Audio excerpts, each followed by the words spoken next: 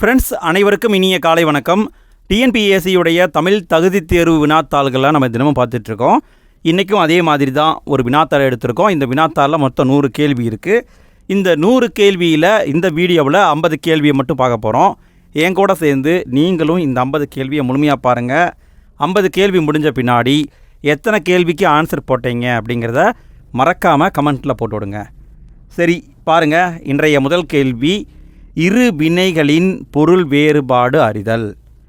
இரத்தல் அப்படின்னா என்ன, இந்த இரத்தல்னா என்ன, இதுக்கான விளக்கம் கேட்குறாங்க.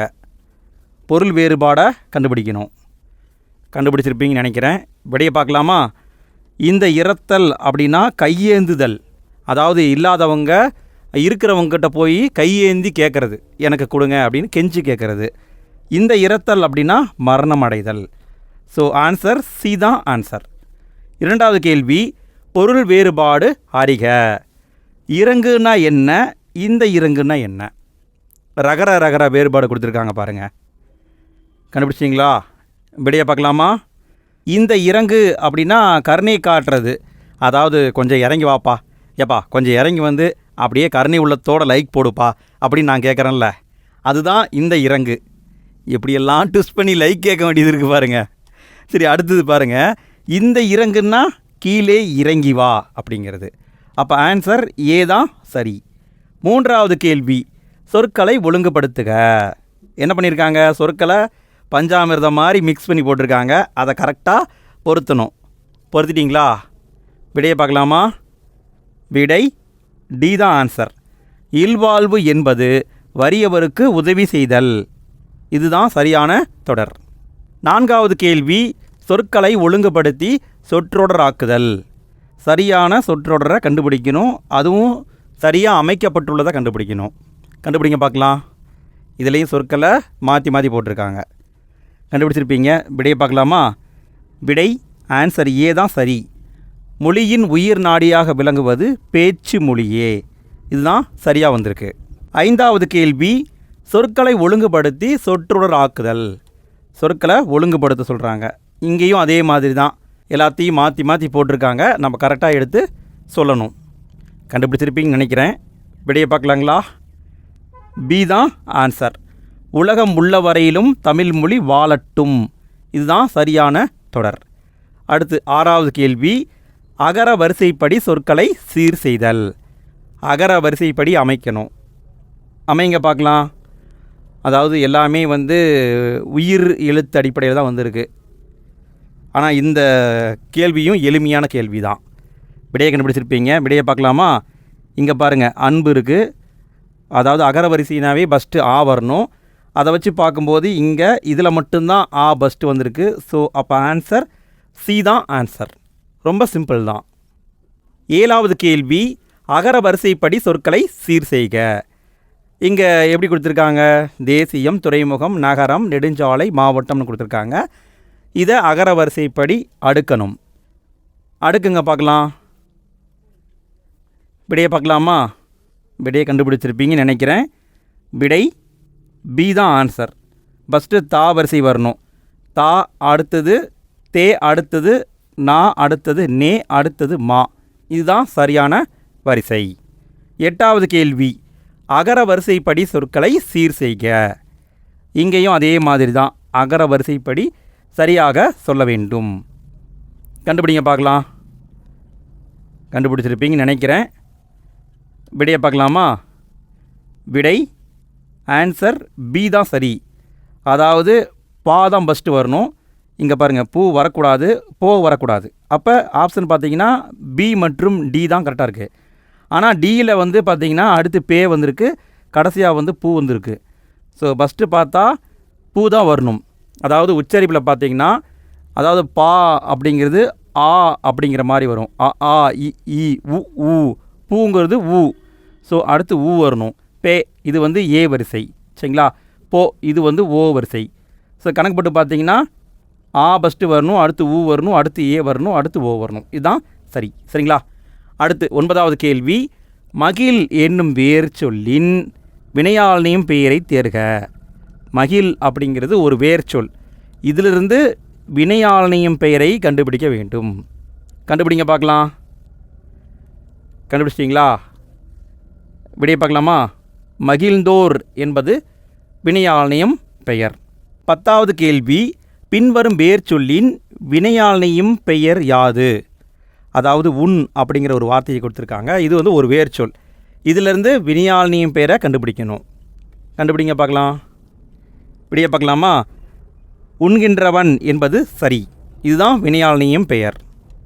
11வது கேள்வி, பொறித்த இந்த சொல்லிலிருந்து வேர் சொல்ல கண்டுபிடிக்கணும். வேர் சொல்லை எழுதுக. பொறித்த அப்படிங்கிறது வந்து பார்த்திங்கன்னா பெயரெச்சம். இதிலேருந்து வேர் சொல்ல கண்டுபிடிக்கணும். கண்டுபிடிச்சிருப்பீங்கன்னு நினைக்கிறேன். விடை பொறி என்பது சரி. 12வது கேள்வி, வேர் சொல்லின் தொழில் பெயரை எழுதுக. நட என்பது ஒரு வேர் சொல். இதிலிருந்து தொழில் பெயரை கண்டுபிடிக்கணும். கண்டுபிடிக்க பார்க்கலாம்.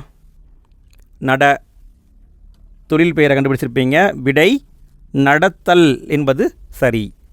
13வது கேள்வி, வினைமுற்றுக்கு உரிய வேர் சொல்லை எழுதுக. தருகின்றனர் அப்படிங்கிறது ஒரு வினை முற்றுங்க. வினை முடிஞ்சதை சொல்லுது. தருகின்றனர் அப்படிங்கிறது வினை முற்று. இதிலேருந்து வேர் சொல்ல கண்டுபிடிக்கணும். கண்டுபிடிச்சிருப்பீங்க. விடையை பார்க்கலாமா? தா என்பது வேர் சொல். 14வது கேள்வி, வேர் சொல்லை தேர்வு செய்தல். பாடுகிறாள் என்னும் சொல்லின் வேர் சொல் காணுங்க. பாடுகிறாள், இதிலிருந்து வேர் சொல்ல கண்டுபிடிக்கணும். கண்டுபிடிச்சிருப்பீங்க. விடை பாடு என்பது சரி. 15வது கேள்வி, ஒரு பொருள் தரும் பல சொற்கள். ஒரு பொருளை தரக்கூடிய பல சொற்களை கண்டுபிடிக்கணும். அதாவது இங்கே பாருங்களேன், அரும்பு, போது, மலர், பி, செம்மல்.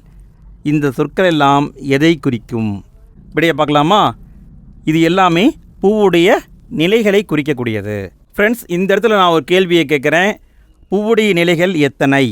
இதை நீங்கள் 6ஆம் வகுப்பில் படிச்சிருப்பீங்க. பூவுடைய நிலைகள் எத்தனை? அதை வரிசையாக நீங்கள் முடிஞ்சால் கமெண்ட்டில் போட்டு விடுங்க. ரொம்ப ரொம்ப முக்கியம். தேர்வில் கேட்க வாய்ப்பு இருக்குது. 16வது கேள்வி, ஒரு பொருள் தரும் பல சொற்கள். கொட்டை, முதிரை, கால், தேங்காய். இது எல்லாமே பல சொற்கள். ஆனால் இதனுடைய பொருள் ஒன்று தான். இது எதை குறிக்கும் அப்படின்னு கேட்குறாங்க. எதை குறிக்கும்? விடையை பார்க்கலாங்களா? இது எல்லாமே மணி வகையை குறிக்கும் சொற்கள். 17வது கேள்வி, ஒளி மற்றும் பொருள் வேறுபாடு அறிக. ராமன் டேஸ் எய்தான். இங்கே என்ன சொல் வரும்? ராமன் எதை எய்தான்?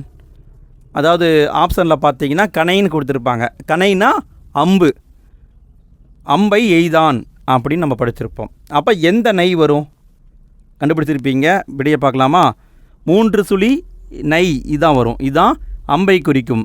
அதுவே 2 சுழி கணைனா கணைத்தல், அதாவது சத்தமிடுதல். குதிரை கணைத்ததுன்னு சொல்லுவாங்கள்ல, அது 2 சுழி நை வரும். 18வது கேள்வி, கூரை கூரை ஒளி வேறுபாடு அறிந்து பொருள் தருக. இந்த கூரைனா என்ன? இந்த கூரைனா என்ன? ஒளி வேறுபாடை வச்சு பொருளை கண்டுபிடிச்சு சொல்லணும். இதை நம்ம பல முறை பார்த்துருக்குறோம். விடையை பார்க்கலாமா? இந்த கூரை என்பது வீட்டுடைய கூரையை குறிக்கும். இந்த கூரை என்பது கூரை புடவை, அதாவது திருமணத்துக்கு கூரை புடவை கட்டுவாங்கள்ல, அதை குறிக்கும். 19வது கேள்வி, ஆங்கில சொல்லுக்கு நேரான தமிழ் சொல்லை அறிதல். சலீன் சாயில், இதுக்கான தமிழ் சொல் என்னன்னு கேட்குறாங்க. இதுக்கான தமிழ் சொல் என்னங்க? சாயில் அப்படின்னா நிலம். அப்போ விடை கலர் நிலம் என்பது சரி. 20வது கேள்வி, ஆங்கில சொல்லுக்கு நேரான தமிழ் சொல்லை எழுதுக.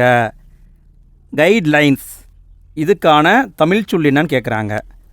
கைட்லைன்ஸ் கண்டுபிடிங்க பார்க்கலாம். கண்டுபிடிச்சிருப்பீங்க. விடையை பார்க்கலாமா? விடை கையேடு. 21வது கேள்வி, ஆங்கில சொல்லுக்கு நேரான தமிழ் சொல்லை அறிதல். சரியான இணையை கண்டுபிடிக்க சொல்கிறாங்க. அதாவது அவங்களே வந்து கொடுத்துருக்காங்க. இதில் எது சரியோ அதை நம்ம கண்டுபிடிக்கணும். கண்டுபிடிங்க பார்க்கலாம். டிஜிட்டல்னா மின்னணு வணிகம், டெபிட் கார்டுனா இணையதள வணிகம், கிரெடிட் கார்டுனா கடன் அட்டை, ஆன்லைன் ஷாப்பிங்னா பற்று அட்டை. விடையை கண்டுபிடிச்சிருப்பீங்க. விடையை பார்க்கலாமா? கிரெடிட் கார்டுனா கடன் அட்டை, இதுதான் சரி. டிஜிட்டல்னா மின்னணு மையம், மின்னணு வணிகம் கிடையாது, மின்னணு மயம். டெபிட் கார்டுனா பற்று அட்டை. ஆன்லைன் ஷாப்பிங்னா இணையதள வணிகம். இதுக்கு இது வரும். 22வது கேள்வி, தொடரில் உள்ள பிழைகளை திருத்தி எழுதுக. வாழைப்பழம் உடலுக்கு மிகவும் நல்லது. இங்கே பாருங்கள், இந்த லா வந்திருக்கு. அதே மாதிரி இங்கே பாருங்கள், இந்த லா வந்திருக்கு. இந்த ரெண்டையும் கரெக்டாக சொல்லணும். கண்டுபிடிங்க பார்க்கலாம். வாழைப்பழம் உடலுக்கு மிகவும் நல்லது. படத்தில் இப்படி தானே சொல்லியிருப்பாங்க. அதாவது யானை இல்லை ஆனை, அந்த மாதிரி. சரி, விடையை பார்க்கலாங்களா? விடை பி தான் சரி. வாழைப்பழம் இந்த லா வரணும், நல்லதுக்கு இந்த லா வரணும். இதுதான் ஆன்சர். 23வது கேள்வி, மரபு பிழையுள்ள தொடரை கண்டறிக. கீழே இருக்கிற 4 தொடர்களில் ஏதோ ஒன்றில் மரபு பிழை இருக்குது. அது என்னங்கிறத கண்டுபிடிக்கணும். கண்டுபிடிங்க பார்க்கலாம். எதில் மரபு பிழை உள்ளது? விடையை கண்டுபிடிச்சிருப்பீங்க. விடையை பார்க்கலாமா? பூ பறி என்பது தவறு. அதாவது சோறு உண் என்பது சரி, பானை வனை என்பது சரி, சுவர் எழுப்பு என்பது சரி. பூ பறின்னு வரக்கூடாது, பூவை கொய்து வா, அப்படி தான் வரணும். 24வது கேள்வி, பிழை திருத்தம் செய்யணும். மரபு பிழைகள், இளமை பெயரை தேர்க. அதாவது சிங்கம் இளமையாக இருந்தால் அதை நம்ம என்னன்னு சொல்லுவோம்? இளஞ்சிங்கம் அப்படிலாம் சொல்லக்கூடாது, அது தப்பு. அதே மாதிரி குட்டி சிங்கம்னு சொல்லக்கூடாது. சிங்கம் குழந்தையாக இருந்தால் அதை சிங்க குருளைன்னு சொல்லுவோம். இதுதான் சரி. 25வது கேள்வி, குற்றியலுகர வகை அறிந்து பொருந்தா சொல்லை கண்டறிக. அதாவது குற்றியலுகர அடிப்படையில் கீழே இருக்கிற ஏதோ ஒன்றில் தப்பு இருக்குது.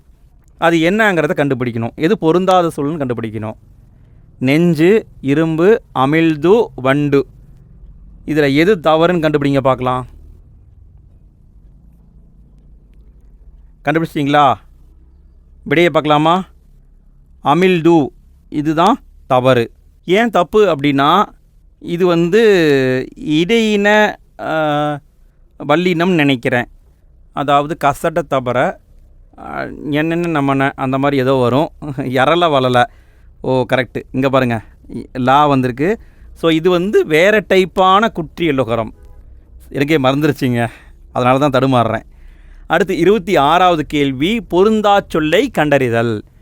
சினை பெயருக்கு பொருந்தா சொல்லை கண்டறிக. சினைனா உறுப்பு அடிப்படையில் பொருந்தாத சொல் எதுவோ அதை கண்டுபிடிக்கணும். கண்டுபிடிங்க பார்க்கலாம். கண்டுபிடிச்சிருப்பீங்க. விடையை பார்க்கலாமா? சிவப்பு என்பது பொருந்தாதது. அதாவது கண் என்பது ஒரு உறுப்பு, கிளை என்பது ஒரு உறுப்பு, வால் என்பது உறுப்பு, சிவப்பு என்பது பண்பு. இது உறுப்பு கிடையாது. 27வது கேள்வி, அணுகு என்பதன் எதிர்ச்சொல்லை எழுதுக. அணுகு இதுக்கான எதிர்ச்சொல்லுன்னு கேட்குறாங்க. இதை நம்ம பலமுறை பார்த்துருக்கோம். விடை விலகு என்பது சரி. 28வது கேள்வி, எதிர்ச்சொல்லை எடுத்தெழுதுதல். எல் என்பதன் எதிர்ச்சொல் என்ன? எல் என்பதன் எதிர்ச்சொல் என்ன? நாம் இதை பார்த்துருக்கோம், ஆல்ரெடி வந்த வினாதான். எல்னா பகல் அப்படின்னு அர்த்தம். அதுக்கு எதிர்ச்சொல் இரவு என்பது சரி. 29வது கேள்வி, எதிர்ச்சொல்லை எடுத்தெழுதுதல். உதித்த இதுக்கான எதிர்ச்சொல் என்னன்னு கேட்குறாங்க. உதித்த கண்டுபிடிச்சிருப்பீங்க. விடை மறைந்த என்பது சரி. 30வது கேள்வி, களநல்லால் என்னும் சொல்லை பிரித்து எழுத கிடைப்பது. களநல்லால் இந்த சொல்லை பிரித்து எழுதணும். பிரித்து எழுதுங்க பார்க்கலாம். பிரிச்சிருப்பீங்க. விடையை பார்க்கலாமா? கலன் கூட்டல் அல்லால் என்பது சரி. 31வது கேள்வி, வானம் அளந்தது என்னும் சொல்லை பிரித்து எழுத கிடைப்பது. வானம் அளந்தது இந்த சொல்லை பிரித்து எழுதணும். பிரித்து எழுதுங்க பார்க்கலாம். பிரிச்சிருப்பீங்க. விடை வானம் கூட்டல் அளந்தது என்பது சரி. 32வது கேள்வி, சரியான விடையை தேர்க. எப்படி கொடுத்துருக்காங்கன்னா, சொற்களை சேர்த்து எழுதுகிற மாதிரி கொடுத்துருக்காங்க. அவங்களே சேர்த்தியும் எழுதியிருக்காங்க. இதில் எது சரின்னு கண்டுபிடிக்கணும். கண்டுபிடிச்சிருப்பீங்க. விடை கண் கூட்டல் அழகு கண்ணழகு என்பது ஆன்சர். 33வது கேள்வியிலேருந்து 37வது கேள்வி வரைக்கும் ஒரு பத்தியை கொடுத்துருக்காங்க. அந்த பத்தியிலேருந்து அவங்க கேள்வியை கேட்க போகிறாங்க. அதுக்கான பதிலை நம்ம சொல்ல போகிறோம். பட் இது ஸ்கூல் புக்கில் இருக்கிற கண்டென்ட்டு தான். ஸோ இங்கே நம்ம தேவையில்லாமல் ரொம்ப படித்து டைம் வேஸ்ட் பண்ண வேண்டாம், நான் சொல்லிடுறேன் பார்த்துக்கோங்க. இந்திய நீர்ப்பாசனத்தின் தந்தை அப்படின்னு அழைக்கப்படுறவர் சர் ஆர்தர் காட்டன்.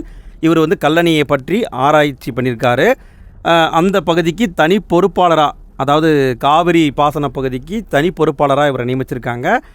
தனி பொறுப்பாளராக இருந்த நேரத்தில் அந்த கல்லணையை சீரமைக்கவும் செஞ்சுருக்காரு.